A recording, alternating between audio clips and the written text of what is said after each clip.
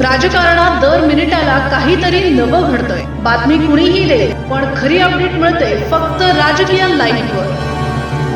दुसरी एक क्लिप मी बघितली. तुमच्या समोर काय एकनाथराव शिंदेचा माणूस उभा आहे का? एवढा 2 मिनिटं बोलतो.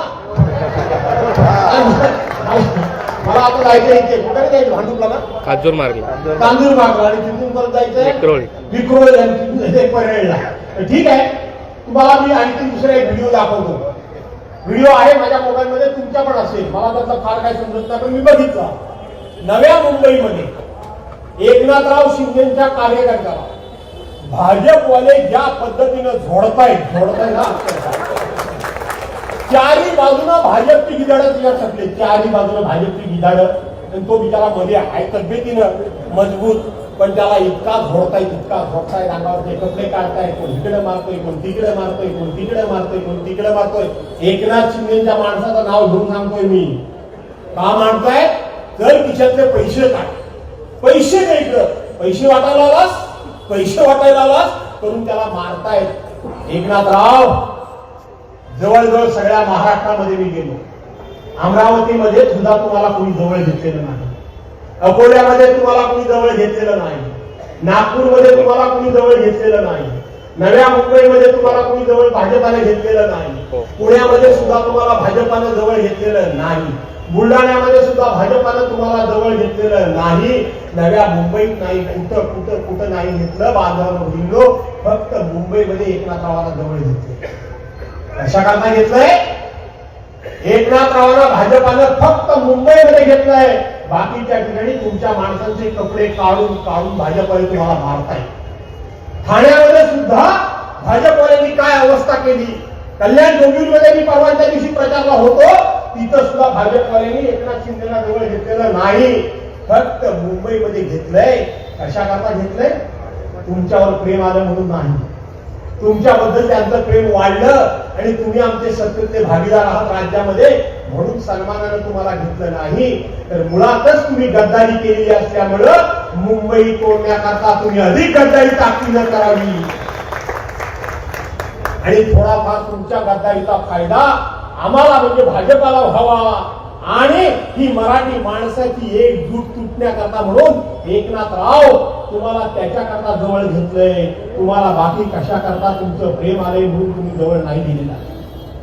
ज्या दिवशी एकनाथराव शिंदे मुख्यमंत्री झाले आणि सभागृहामध्ये त्यांच्या अभिनंदनाचा ठराव आला, समोर विरोधी पक्षाच्या वतीनं मोठा पक्ष आपल्या असल्यामुळे मी बोलायला उभा राहिलो. ते भाषण मध्ये काढून बघा. एकनाथरावांना सांगितलं, एकनाथराव, आज तुम्ही उद्धव बाळासाहेब ठाकरे तुमच्या पक्षाचे नेते त्यांना गाडीवरून खाली ओढलं आणि तुम्ही मुख्यमंत्री झाला. तुम्हाला जर असं काही वाटत असेल की हे भाजपने तुम्हाला कायमचा मुख्यमंत्री ठेवतील, तुम्हाला ठेवणार नाही.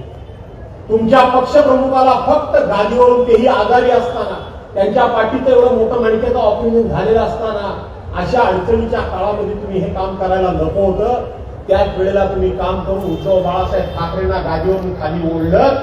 उद्धव बाळासाहेब ठाकरेंना एकटा भाजप गाडीवरून ओढू शकत नव्हता म्हणून त्यांनी तुमच्यासारखा घरभेदी शोधला,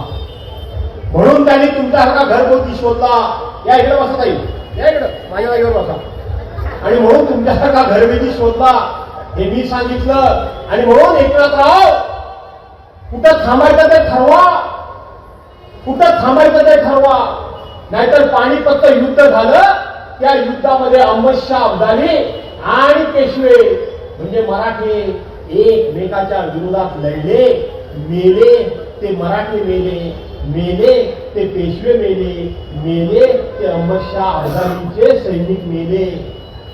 पण या दोघांनी मिळून लढाई कोणाकरता केली? ती दिल्लीच्या बादशाह करता केली.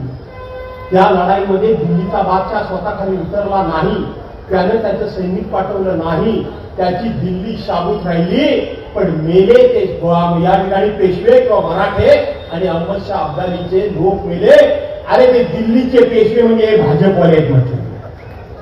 दिल्लीचे त्या ठिकाणी जे मोगल बादशाह आहे दिल्लीचा, ते हे भाजपवाले आहेत. तुम्हाला आपापसात शिवसैनिकांमध्ये लढवायचं काम भाजपवाले करतील. एकनाथराव, विचार करा, रक्तपात कोणाचा होईल, रक्त कोणाचं सांडेल? शिवसैनिक विरुद्ध शिवसैनिक लढतील. आणि भारतीय जनता पार्टीचा कार्यभाग साध्य होईल. हा कार्यभाग साध्य होऊ देऊ नका, हे मी कळकळीनं एकनाथरावांना विनंती केली. माझं भाषण काढून बघा.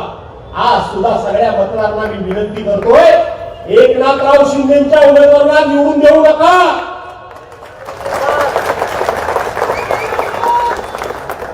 भाजपालाच मदत करणार, भाजपालाच मदत करणार. आणि म्हणून एकनाथराव शिंदेच्या एकाही माणसाला निवडून देऊ नका. आणि एकनाथराव शिंदेचे उमेदवार जर खरोखर मराठी असतील, खरोखर त्यांना मराठीचा सन्मान असेल, खरोखर त्यांना स्वाभिमान असेल आणि खरोखर ते हिंदू हृदय सम्राट शिवसेना प्रमुख माननीय बाळासाहेब ठाकरे यांचा विचार पाळत असतील, तो विचार मान्य करत असतील, तर त्या उमेदवारांनी सुद्धा सांगावं की मला निवडून देऊ नका, निवडून द्या ते शिवसेना मनसे आणि पवार साहेबांच्या उमेदवारांना निवडून द्या, हे त्यांनी सुद्धा सांगितलं पाहिजे. तर खऱ्या अर्थानं तुमचं मराठी प्रेम आहे. राजकीय घडामोडींचा सर्वात वेगवान अपडेट फक्त इथेच राजकीय लाईव्हवर. आमच्या YouTube चॅनलला लाईक, शेअर, सबस्क्राईब करा आणि रहा राजकारणाच्या रणभूमीवरील थेट नजरेत.